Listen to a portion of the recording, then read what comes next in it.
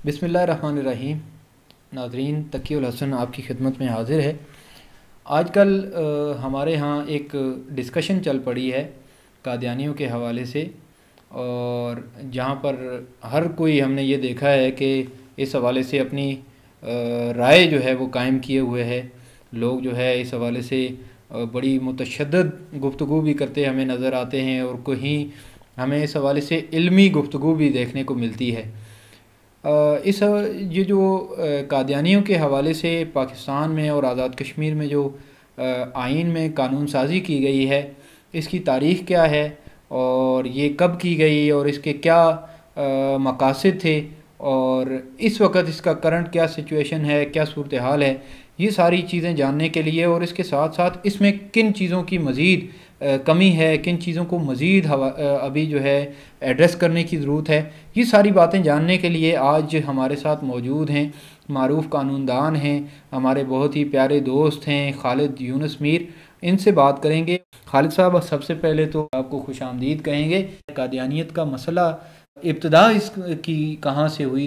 तारीख़ी पर्सपेक्टिव में देखें तो 1970 के जब इलेक्शन हुए तो जुल्फ़िकार अली भुट्टो साहब इलेक्शन जीत कर आए, तो उनके इलेक्शन का एक एजेंडा ये भी था कि उन्होंने तलबा इलेक्शंस करवाने हैं, तलबा यूनियन बहाल करवानी है। तो जब ये इलेक्शंस हुए तो उसमें दाएं और बाएं बाजू की तफरीक थी। दाएं बाजू के जो तलबा थे वो इलेक्शन जीते। इलेक्शन जीतने के बाद उन्होंने सवात लाहौर से उन्होंने एक फ़ैसला किया कुछ तलबा ने कि उन्होंने वहाँ से सवात जाना है एक टूर पर, एक विज़िट पर।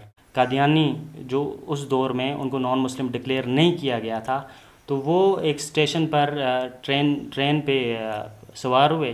ट्रेन पे सवार होने के बाद उन्होंने लिटरेचर तकसीम करना शुरू किया, तो उस पर जो तलबा दाएं बाजू के उस ट्रेन में सवार थे उन्होंने कुछ नारेबाजी शुरू की और हल्ला गुल्ला हुआ। क्योंकि जिस स्टेशन पर उनके लोग ये तबलीग कर रहे थे और मवाद तकसीम कर रहे थे अपने मज़हब से मुतल्लिक़, उस स्टेशन के इर्द गिर्द उनकी काफ़ी आबादी थी, उनका काफ़ी होल्ड था उस इलाके में।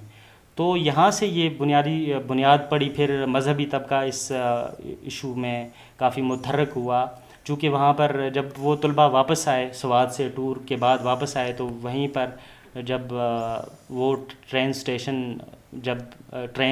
स्टेशन पे रुकी तो काफ़ी कादियानियों को वहाँ पर मिर्ज़ा जो नासिर है उसका नायब था, उसका छोटा भाई मेरे ख्याल से मिर्ज़ा ताहिर, उसने काफ़ी कादियानी लोग जमा किए तो उन तलबा पर तशद्दुद किया। तो उसके बाद एक पूरी भरपूर तहरीक चली और उन्होंने बिलाखिर हुकूमत को एक टफ़ टाइम देना शुरू किया। तो यहाँ पर ये बात असम्बली तक कब पहुँची? 1970 के इलेक्शन में कादियानियों ने जुल्फ़िकार अली भुट्टो साहब की खुली हिमायत का ऐलान किया था। जब जुल्फ़िकार अली भुट्टो साहब मगरबी पाकिस्तान में इलेक्शन जीते, तो इलेक्शन जीतने के बाद उन पर कादियानियों की तरफ से काफ़ी ये मामला जब दरपेश आया, तो मिर्ज़ा नासिर के नायब मिर्ज़ा ताहिर के ज़रिए जब जुल्फ़िकार अली भुट्टो से रब्ता किया गया कि आप इस हवाले से अपना किरदार अदा करें, हमारे लोगों को वहाँ पर तबलीग से रोका गया है। तो जुल्फ़िकार अली भुट्टो चूँकि उनके पेश नज़र था कि मजहबी तबका और दाएं बाजू का तबका काफ़ी मुतहर्रिक और तहरीक चला रहा है, तो जुल्फ़िकार अली भुट्टो ने ऐलान किया कि उनके मौक़िफ़ का, दाएं बाजू के मौक़िफ़ का जवाब जलसों की सूरत में दिया जाए। तो पहला जलसा उन्होंने जोब में किया। उस जलसे में जब उन्होंने कादियानियत के जो उस वक्त के जो पेचीदा मसले के हवाले से बात करना शुरू की, तो वहाँ पर अवाम ने नारेबाजी की कादियानियों के ख़िलाफ़। तो जुल्फ़िकार अली भुट्टो की समझ में ये बात आ गई, अवाम तो की राय तो इनके मुखालिफ है। तो जुल्फ़िकार अली भुट्टो ने उस वक्त ऐलान किया कि कल हमारा इसके बाद हमारा जो कोयटा में जलसा होना है, तो वहाँ पर मैं आइंदा का लाया अमल दूँगा कादियानियों के हवाले से। तो उस कोयटा के जलसे से पहले उन्होंने कोयटा में ही हंगामी काबीना इजलास बुलाया। उसमें उन्होंने तय किया कि इस मसले को, कादियानियत के मसले को हम असम्बली में लेकर जाएंगे। तो उसके बाद ये हुआ कि पाकिस्तान पीपल्स पार्टी इस मसले को ख़ुद कौमी असम्बली में लेकर गई, और उसमें ये हुआ कि वहाँ पर कौमी असम्बली के तमाम मेंबरान को एक कमेटी की शक्ल दे दी गई, और कमेटी की शक्ल में ये हुआ कि 6 करारदादें, तकरीबन 6 करारदादें वहाँ पर मुख्तलिफ मेंबरान असम्बली की तरफ से पेश की गई। उस वक्त के अटारनी जनरल पाकिस्तान यहिया बुख्तियार ने एक करारदाद पेश की कादियानियों को नॉन मुस्लिम डिक्लेयर करने के हवाले से। उस वक्त की पीपल्स पार्टी के एक रुकन असम्बली ने एक करारदाद पेश की। अच्छा, इसके अलावा भी कुछ उलमा ने भी पेश की। तो کل 5-6 قراردادیں وہاں پر پیش ہوئی ہیں. تو جب یہ قراردادیں اسمبلی فلور میں پیش ہوئی ہیں، جب اس ایشو کو ٹیک اپ کیا گیا پیپلز پارٹی کی طرف سے، قراردادیں پیش ہوئی ہیں، تو قراردادیں پیش ہونے کے بعد یہ ہوا کہ قادیانیوں کی طرف سے وزارت قانون اس وقت کی اور اس وقت کے اسپیکر اسمبلی اور اس وقت کے وزیر اعظم پاکستان کو ایک خط لکھا گیا کہ ہمیں بھی اپنا موقف پیش کرنے کا موقع دیا جائے. تو یہ جو نقطہ ہے بنیادی طور پر بہت زیادہ اہمیت کا حامل ہے کہ انہوں نے، قادیانیوں نے خود اپنے آپ کو بطور فریق، اس مسئلے کے بطور ضروری فریق کے تسلیم کیا اور حکومت سے مطالبہ کیا کہ ہمیں فریق تصور کیا جائے اور ہمیں اسمبلی کی کارروائی میں حصہ لینے کا موقع دیا. مرزا ناصر اس کو بھی بلایا گیا اور قادیانی اور لاہوری گروپ کے نمائندگان کو بھی بلایا گیا.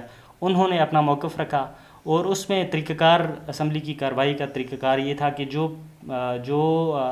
بھی ممبران اسمبلی قادیانیوں کے حوالے سے کوئی سوال پوچھنا چاہتے تھے، وہ اپنا سوال اس وقت اس اٹارنی جنرل پاکستان کے سامنے، یحییٰ بختیار کے سامنے رکھتے اور وہ قادیانیوں سے جرح کرتا.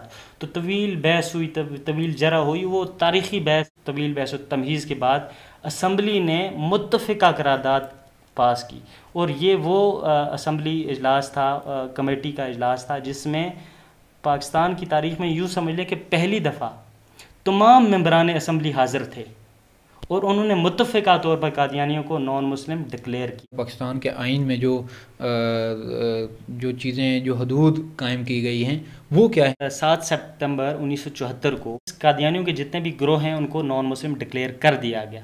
اب یہ تو پوزیشن واضح ہوگی کہ قادیانی نان مسلم اور غیر مسلم اقلیت کے طور پر پاکستان کے شہری ہیں، یہ واضح ہو گیا. لیکن اس کے بعد یہ ہوا کہ قادیانیوں کو نان مسلم ڈکلیئر کرنے کے بعد اس حوالے سے کوئی واضح قانون سازی نہیں تھی. شعائر اسلامی کا غلط استعمال ظاہری بات ہے معاشرے میں فساد پیدا کر سکتا تھا، اس حوالے سے کوئی قانون سازی نہیں تھی. تو پھر یہ ہوا کہ جب یہ مسئلہ کافی زیادہ پیچیدہ ہوتا گیا اور قادیانیوں نے اپنے آپ کو بطور نان مسلم، غیر مسلم تسلیم نہیں کیا. اگر کوئی قادیانی خود کو بطور مسلمان پیش کرے، اپنی عبادت گاہ کو مسجد گاہے یا اس طرح کی کچھ چیزیں ہیں، تو اگر ان آئینی جو حدود ہیں ان کی خلاف ورزی اگر کوئی کرتا ہے تو اس کے حوالے سے سزائیں جو طے کی گئی تھیں تو وہ کیا رہیں اور کیا ان پر اس طرح سے پھر عمل درآمد بھی ہوا، اس پہ تھوڑا سا بتائیں. دیکھیں، یہ مسئلہ چونکہ کافی پیچیدہ تھا اور ان کو غیر مسلم قرار دینے کے بعد بھی انہوں نے اپنے آپ کو غیر مسلم تسلیم نہیں کیا، تو اس کا لازمی مطلب یہی تھا کہ انہوں نے شعائر اسلام کا استعمال کرنا ہے، اپنے آپ کو بطور مسلمان پیش کرنا ہے. تو اس مسئلے کے سدباب کے لیے 1984 میں امتناع قادیانیت آرڈیننس پاس ہوا. تو پھر یہ ہوا کہ تعزیرات پاکستان میں دفعہ 298 میں کے ساتھ ایک دو مزید شقیں انہوں نے ترمیم کی اور ترمیم کر کے وہ شامل کی. وہ دو شقیں 298 بی اور 298 سی کی صورت میں تعزیرات پاکستان میں شامل کی گئیں. ان شقوں کے مطابق کوئی بھی قادیانی اگر اپنے آپ کو بطور مسلمان پیش کرتا ہے اور شعائر اسلام کا غلط استعمال کرتا ہے، اپنے آپ کو قادیانی، غیر مسلم قادیانی کے طور پر پیش نہیں کرتا، تو پھر ان کے لیے ایک صورتحال واضح کی گئی کہ ان کو کیا سزا ہوگی. وہ سزا ان شقوں کے تحت طے کی گئی. بطور مسلمان یہ خود کو بھی پیش نہیں کر سکتے ہیں.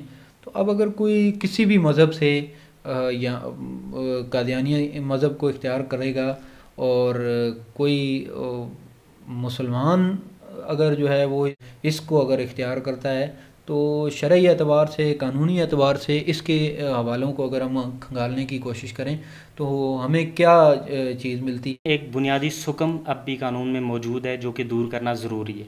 وہ یہ ہے کہ اسلامی بروئے شریعت اسلامی اگر کوئی فرد دائرہ اسلام سے اپنے آپ کو نکال دیتا ہے اور دائرہ اسلام سے خارج ہو جاتا ہے تو وہ مرتد قرار پاتا ہے. تو مرتد کی سزا پر اجماع امت ہے کہ کوئی بھی فرد اگر مرتد قرار دیا جاتا ہے تو وہ واجب القتل ہے. لیکن اگر آپ اس وقت مروجہ قانون کی نظر میں دیکھیں تو ایسا مروجہ قانون میں کوئی ایسی سزا موجود نہیں ہے. تو اس حوالے سے کیا صرف قادیانیت کے لیے نہیں ہے یا کسی بھی مذہب کے لیے نہیں ہے؟ اور قادیانیت کے پرسپیکٹو میں بات ہو رہی ہے. تو کوئی فرد اگر دین اسلام چھوڑ کر قادیانی مذہب اختیار کرتا ہے تو ظاہری بات وہ ارتداد کا مرتکب قرار پاتا ہے. تو بروئے شریعت اسلامی اس بندے کی شریعت کے مطابق سزا ہونی چاہیے. کہ پورے پاکستان میں اس وقت حکومت پاکستان کو شدید تنقید کا نشانہ بنایا جا رہا ہے. اس کے منفی پہلو اگر ہم دیکھیں تو وہ کیا ہیں، اور اس کے مثبت پہلو وہ کیا ہیں اس اقلیتی کمیشن کے بنانے کے، خصوصاً اس قادیانیوں کو جب اس کمیشن میں شامل کیا جائے؟ کہ پہلی بات تو یہ ہے کہ 2013 میں سپریم کورٹ آف پاکستان نے پشاور چرچ حملہ کیس کے فیصلے میں حکومت کو یہ ہدایت کی، بلکہ حکومت کو حکم جاری کیا کہ وہ اقلیتی کمیشن بنائے تاکہ اقلیتوں کے حقوق کے تحفظ کو یقینی بنایا جا سکے۔ صحیح۔ اگر کوئی ایسا فیصلہ ہوتا کہ ہم نے کسی قادیانی کو اقلیتی کمیشن کا ممبر بنانا ہے تو ظاہری بات ہے اس کا کوئی نوٹیفیکیشن پاس ہوتا۔ ظاہری بات ہے اس حوالے سے کسی بندے کا نام آتا قادیانیوں میں سے کہ اس بندے کو ہم اقلیتی کمیشن کا ممبر بنا رہے ہیں، تو ایسا کچھ بھی نہیں ہوا۔ تو اس خبر کی تردید 92 نیوز نے خود بھی کر لی، وفاقی وزیر محمد علی خان صاحب نے کی، اس کے بعد وفاقی وزیر مذہبی امور انہوں نے بھی اس خبر کی کلی طور پر تردید کی۔ انہوں نے کہا کہ اس حوالے سے کوئی بھی فیصلہ ابھی تک نہیں ہوا، تو بفرض محال ایسا ہو بھی جاتا تو اس کے ریپرکشنز، اس کے اثرات کیا ہو سکتے تھے، یہ ایک ضروری اور اہم ترین سوال۔ کیا فوائد ہو سکتے تھے ویسے؟ دیکھیں، فوائد اور نقصانات دونوں کی اگر بات کی جائے تو اس پرسپیکٹو میں دیکھا جائے، چونکہ عموم تو یہ سمجھتے ہیں کہ عوام نے جس طرح اس پہ رد عمل دیا، اور خاص طور پر حکومت کے مخالفین جو ہیں انہوں نے جس طرح سے رد عمل دیا، ان کے کہنے کا مقصد تو حتمی طور پر یہی تھا کہ قادیانیوں کو اقلیتی کمیشن کا ممبر بنا کر جیسے کچھ حقوق دیے جا رہے ہیں اور ان کو اس سے فائدہ ہونا ہے۔ لیکن جو گراؤنڈ ریئلٹیز وہ یہ ہیں کہ اگر آپ کسی قادیانی کو اقلیتی کمیشن کا ممبر بناتے ہیں تو ظاہری بات ہے وہ اقلیتی کمیشن کا ممبر بنے گا، اور یہ تسلیم کرتے ہوئے اقلیتی کمیشن کا ممبر بنے گا کہ پاکستان میں اقلیتیں کن کو کہا جاتا ہے، نان مسلم۔ اگر وہ اقلیتی کمیشن کے ممبر کے طور پر ان کا نمائندہ وہاں پر اس حوالے سے بات کرتا ہے تو ظاہری بات ہے وہ اپنے بنیادی موقف سے ہٹے گا، تو وہ تو عوام کے سامنے اعلان ہوگا۔ بہت بہت شکریہ خالد صاحب جی۔ تو ناظرین، آج کا یہ ہماری یہ جو نشست تھی خالد یونس میر صاحب کے ساتھ، اس میں ہم نے جو قادیانیت کا جو مسئلہ ہے اس کی تاریخ اور اس کی موجودہ صورتحال، اور جو اقلیتی کمیشن کے حوالے سے حکومت کی جانب سے، حکومت پاکستان کی جانب سے جو اہم ڈیولپمنٹ ہوئی ہے، تو اس پر بھی ہم نے بات کی۔ آپ اپنی رائے کا اظہار ضرور کومنٹ باکس میں کیجیے گا۔ ہماری اس نشست کا مقصد کسی کی دل آزاری کرنا نہیں تھا۔ امید ہے کہ آپ علمی بنیادوں پر ہماری اس گفتگو کو سنیں گے اور اس پر اپنی رائے جو ہے اس کا بھی اظہار ضرور کریں گے۔ تو اجازت دیجیے، اللہ حافظ۔